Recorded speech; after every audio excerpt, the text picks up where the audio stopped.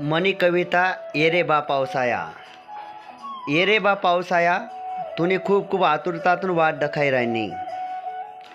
तू जर टाईमवर इसी ना, गणकर लोकेशनी 2 टाईम पोटभर जेवानी व्यवस्था हो जाई. गणकर लोकेशनी 2 टाईम पोटभर जेवानी व्यवस्था हो जाई.